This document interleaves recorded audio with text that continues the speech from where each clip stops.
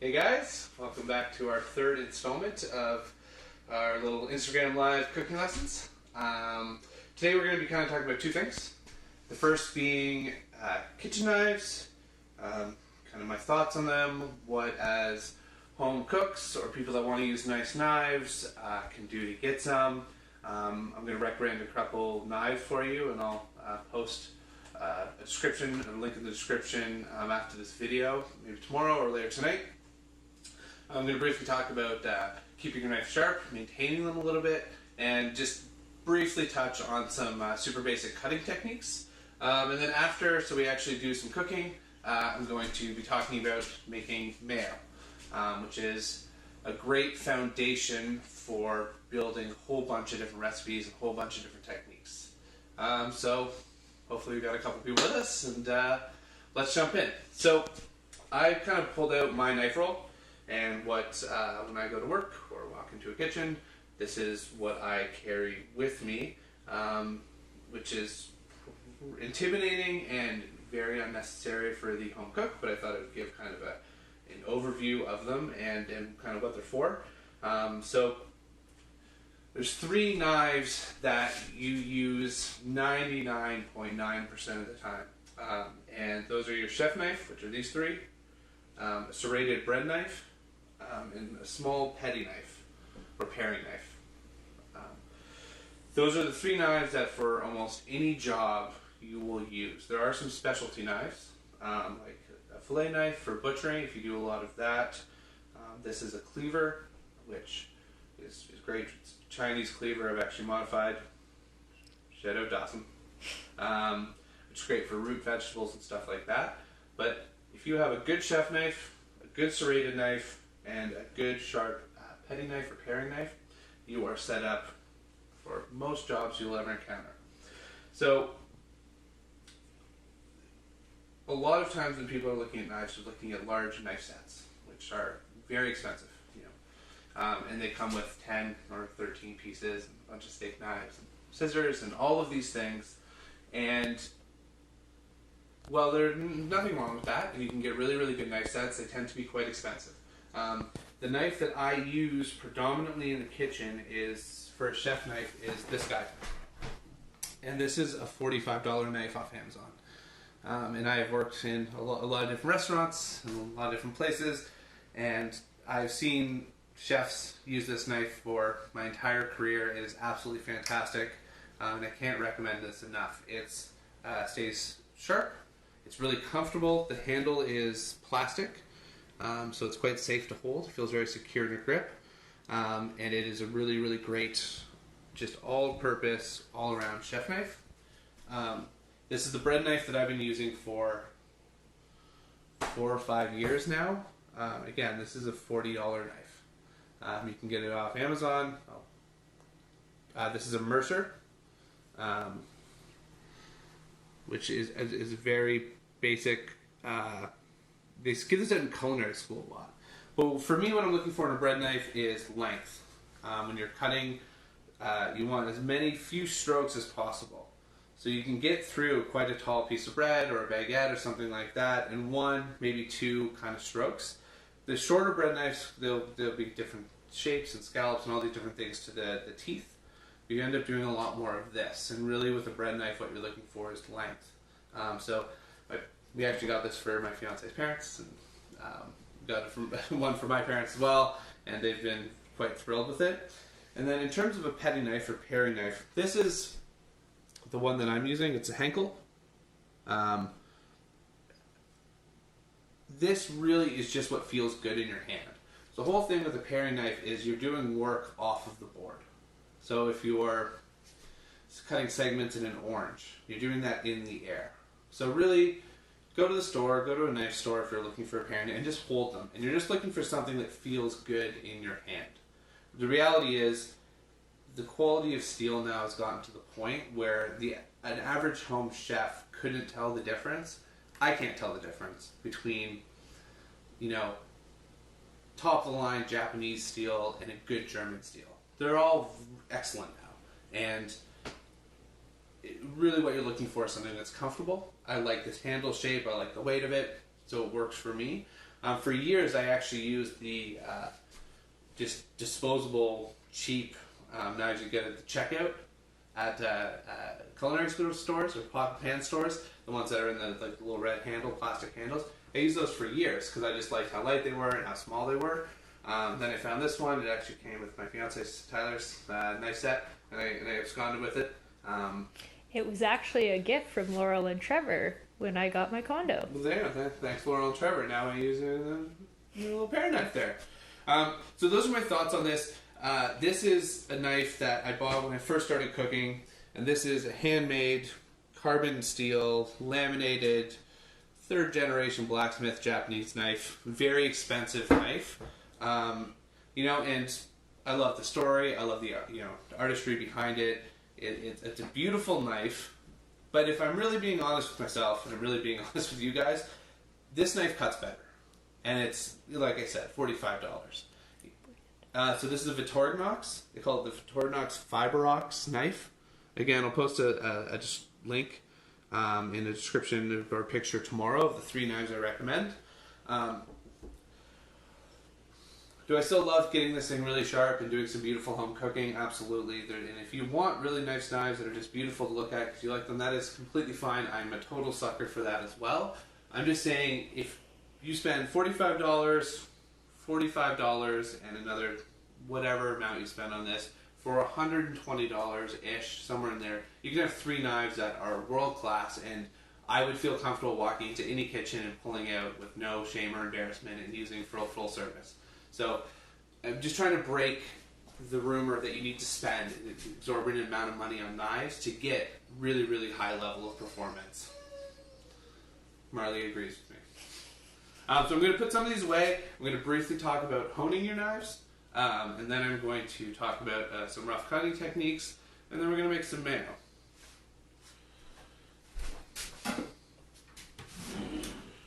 I'd also recommend, if you are a home cook, these magnetic knife blocks are fantastic. They keep your blades nice and sharp, displays your nice knives, which is kind of cool.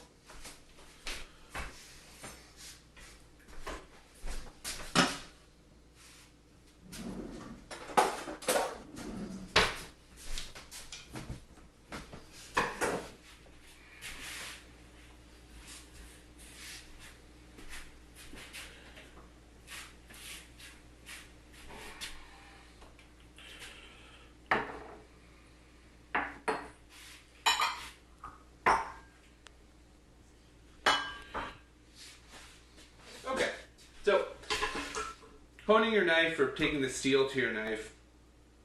You see in the movies a lot. You see a lot of chefs. Flurry of activity. Looks very impressive. All very fancy. What's it doing? What's the purpose of it? For a home cook who maybe isn't as familiar with that, is it useful? Is it doing more damage? I've been asked these questions before, and there's can be complicated answers. What I'll say is this: is you're not sharpening with your hone. This steel is only realigning your edge. So when you have a perfectly sharp knife, your edge is a triangle. And as you cut with it more and more, and you roll, what you're actually doing is pushing over that edge. And you're gonna roll, create a burr. If you feel along a knife, you might feel one side kind of catches, that's a burr. All the steel is doing is bringing that back to alignment, and it will do that, and it's knife maintenance. You kind of do that every time you go into the kitchen, every time you cook. Give it a couple strops or strokes. It will keep your knife sharper for longer. Eventually, you are going to go and have to sharpen your knives. And this is where my biggest recommendation is, if you have a place that does stone sharpening, great. If you don't, just take it somewhere to get sharpened. I think whetstones I use them, but I also sharpen my knives quite frequently. Is it a skill that the average home cook really is going to dedicate that many hours to perfecting with benefits gained from it? If you enjoy it, yes. If you're trying to save money, I think you're better off just paying someone to keep your knife sharp for you. You shouldn't have to do it that often. If you're cooking at home a couple times a year, once a year, going to get your knives done would be more than sufficient, I think. Hey, be better there, dog.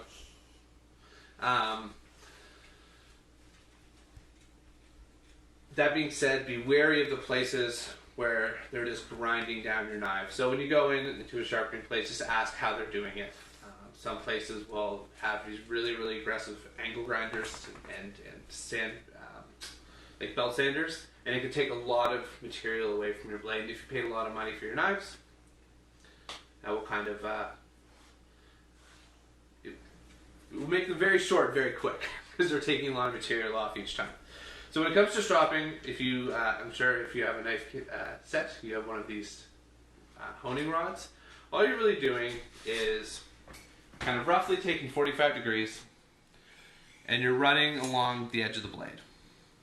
If you're more comfortable and you're worried about cutting yourself, what you're going to do is take a towel so your disc doesn't slip. You got somewhere to put it. And you can take in and do the same thing.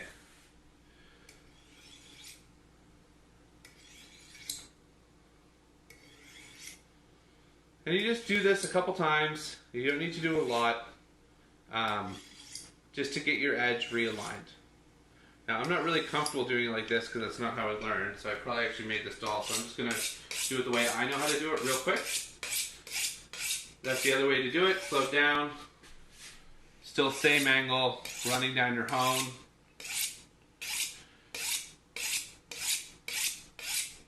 And that's fine. The one thing you want to do after, and you can come in and zoom in that spot here, Ty. So I just honed that. If you watch this run through,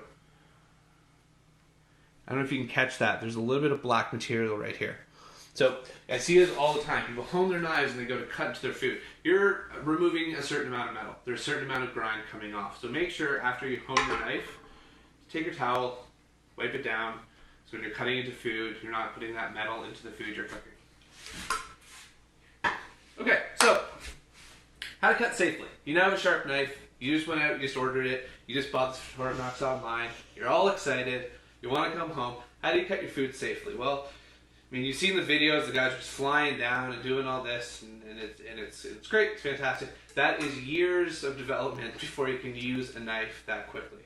So, just like earlier I was saying, focus on technique, and the speed will come, or focus on technique and the perfection of your cuts will come. It's the same thing with knife skills. Focus on how you're holding your food, how you're using your knife, and the speed will come with your cuts. So I'm just going to show you how to cut safely on an onion. This is not an onion we're using for anything right now. I'm just showing you proper hand technique. So you're going to cut off this. And if you notice, my grip is like this. So an onion is scary. It's scary because it's round. So it's not stable. So these first couple cuts are these are the most dangerous cuts you're making when you're cutting with an onion. So what you're going to do is grab it with 3 fingers towards where you're going to cut. So I'm cutting off the top. But the real trick here, and it's funny, I was just talking about this with Tyler before this video. She didn't realize that I was doing this because I never explained it to her, is your thumb is really what's adding the stability. So there's not a lot of pressure from my fingers. The pressure is really coming on the back of my thumb holding this onion in place. The fingers here are guiding. So if you look, this finger is touching the blade of the knife. Can you catch up? Mm-hmm. Okay. So this is what's preventing, and my fingers are all tucked back, so I can't cut off the tip of my finger. But this is what's guiding my blade down.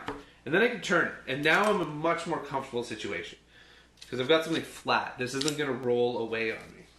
Which is always the most dangerous, your biggest worry when you're cutting is your ingredient is going to roll away on you. So, again, I'm putting pressure down so my ingredient doesn't move. Knife through, pull out.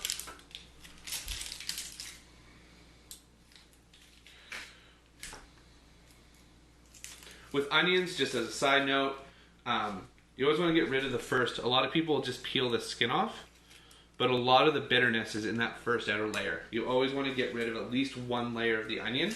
That's where most of that really onioniness. It gets sweeter as it gets closer to the middle. The oldest part of the onion is the outside. So if you're doing salads or raw cooking, this is a total just tangent. The more layers you get away, the sweeter it becomes because it's a newer onion. The older it is, that's where that really pungent onion flavor, which for sauteing and stuff is fine, but if you're doing it in raw salads or you want to do something really kind of like fancy and refined, you can get kind of closer down to that core. So anyway, back to cutting. So you got your onion, you got something flat. Again, that same position where my thumb is doing a lot of the work. And in terms of work, I mean the work of holding the ingredient. These fingers are guiding. And what's really guiding is this knuckle. You don't go up here, it's too high off the food. You want to keep your guide spot, we'll call it, close to the ingredient you're cutting. But it's still far enough away that I can tuck my fingers back. So I've got my blade on, and this is the motion you'll be seeing. So what I'm looking for here is that this point never leaves my guide finger. So if this point comes too high and comes up here, when I push back down, I can cut myself. So that's the motion of what you see a lot of chefs when they're cutting back here. The only reason they're doing that is because there's more knife blade. So there's a more range of motion on that knuckle. So there.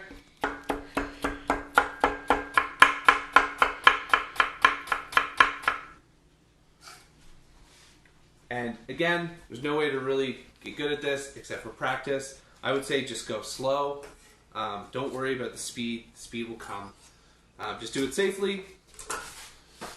Focus on what you're cutting, how you're holding your knife. Keep your knife sharp. Sharp knife's a safe knife. And yeah, that's my little spiel about knives. So let's talk about mayo. Okay, what is mayo? Marley, that's not what mayo is. Do you need to go outside? Okay. Quick dog break. Come on, pup. Okay. Do your squirrels.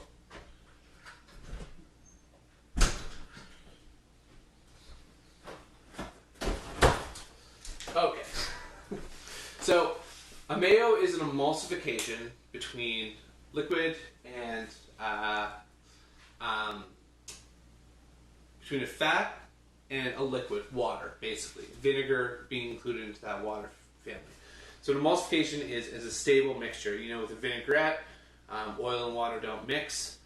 A mayo is forcing that oil and water to mix. So this is a basis for a lot of things. If you guys watched the first cooking lesson, and I was talking about the pasta and that rim of oil between the olive oil and the tomato, and how that wouldn't mix until that starchy water was added, we were creating an emulsification. So understanding what an emulsification is, how to make it, how to keep it stable, this is a foundation for a lot of French cooking in terms of making butter sauces. It's a foundation for mayos, which then becomes Caesar dressings, or any type of flavored aioli that you want to make. And it becomes a foundation for pastas. There's a reason why, with even a cream sauce, fettuccine alfredo or something like that, there's still water and cream, which is a fat. And being able to make those mix and stay creamy and homogeneous on the plate, you're doing an emulsification. You're creating an emulsification in that. So mayo can be really basic, but what I find when I talk to a lot of people is they're like, oh yeah, we make mayo, but they don't understand exactly why it works or why it doesn't work. So today we're going to be going through it. You're not going to get a recipe because a recipe isn't an understanding of the thing. And you shouldn't need a recipe for this because it's just a ratio of fats to emulsifiers to liquid. So we're going to go through this real quick. You can do this in a blender. You can do this in a food processor. You can do this in a stand mixer. I prefer a hand blender, an immersion blender. If you have one of these, great. If you don't, there's a myriad of other tools. You can do this with a whisk in a bowl if you need to. We're going to do it like this today. So let's get going. I also like to use a tall cylinder with the immersion blender. The idea being that the bottom is around the same size as the blade. And I can pull it up and push it down and really force that oil to emulsify in with that egg and vinegar. So first start, I'm going to crack 2 eggs. One of them's going in whole, and one we're just using the yolk.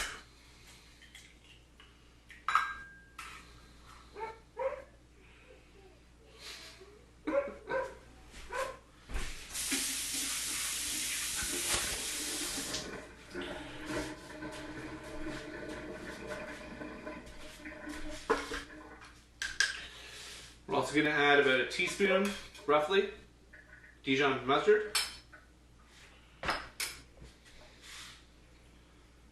equal parts of lemon juice and white vinegar. This white vinegar could be white wine vinegar. It could be red wine vinegar. It could be anything. If you were making a Caesar dressing, at this point you would add garlic, anchovy, a little bit of Parmesan cheese. If you were doing a red pepper aioli, at this stage you would add some roasted red peppers.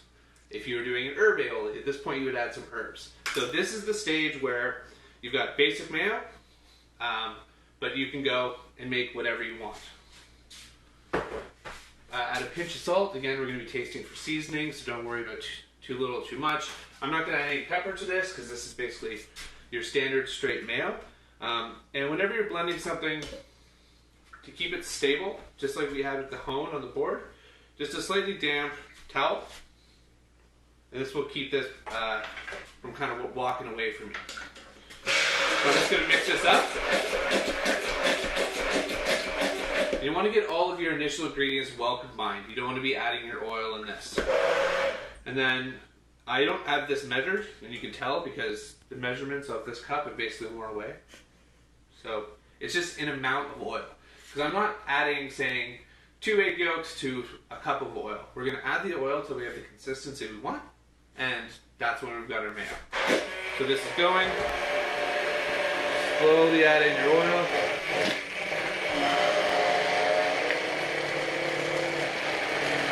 In this initial stage, you want to be fairly delicate with it. This is where you want to be slow. Do you see a lot of recipes where people are that slow the entire time? You can speed it up. That initial pour of fat into your eggs and vinegar, that's what stabilizes the emulsification and it gets it ready to accept the rest of the fat. So you can see at this point, still very thin. Obviously, it's not mayo. Counterintuitive, the more fat you add, the thicker your aioli becomes. So if it's really thin at this point, you just need more oil.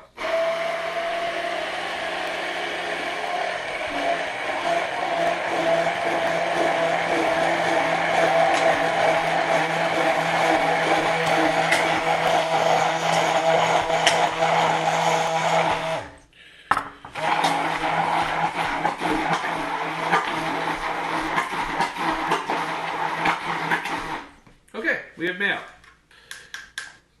I'm going to check it for seasoning. You can see it's thick. You can see it's very, very creamy, very white.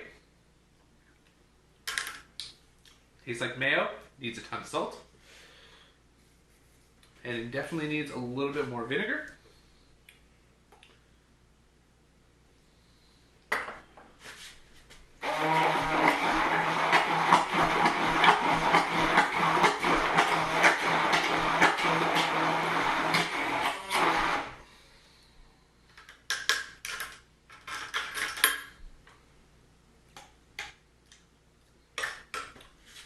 Boom, mayo.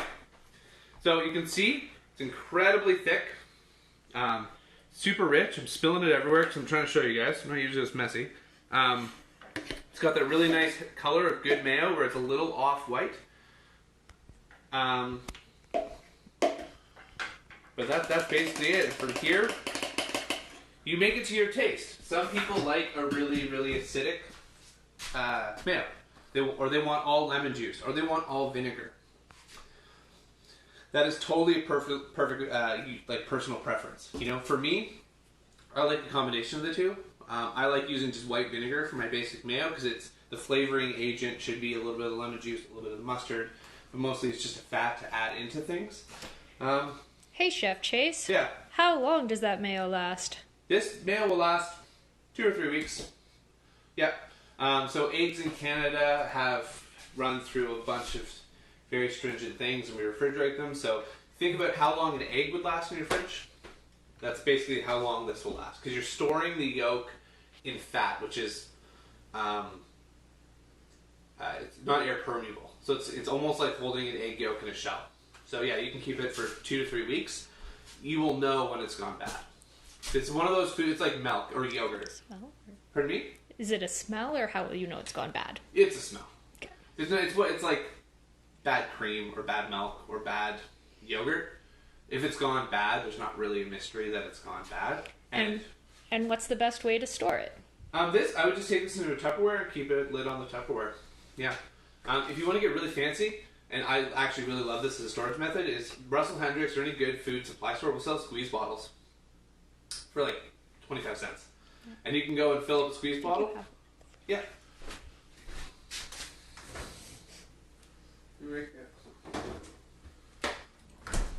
Yeah, so like this squeeze bottle, this is a red pepper aioli that I made a couple weeks ago. This bottle is 25 cents. Comes with a nice little lid on there, which doesn't fit because I cut ours too wide at one point. And yeah, that's Mayo. And again, this is the foundation for a whole bunch of other things. So I know this is super basic, right? But from here you have Caesar, and from here you can understand. I mean, you looked at there was extra oil, and if this was too thick, I would just add a touch of water to it and let it out. If I wanted this a little bit more spreadable, if I was putting this underneath something, literally just a touch of water, control the consistency yourself. Hey, Chef Chase, another question. Yeah. What about those raw eggs? Is that a salmonella risk? No, because, well, I mean, I guess technically anything is a salmonella risk, so I don't want to say no. But if you've ever eaten out and eaten a mayo, or you've eaten, cookie dough, it all has raw eggs in it. And Canadian eggs are an incredibly safe industry. It's very, very well watched. It's like our beef and our pork. The Canadian government really does keep an eye on that. And something that I've been eating my entire life, and probably you by proxy, just not knowing, and I've never been sick from it. Any other questions? No? Great. Well, guys, I hope you enjoyed this. Learned something about knives. Again, if you guys make a mayo, tag me in it. I'd love to see what you guys are cooking. I had someone send me a message last night.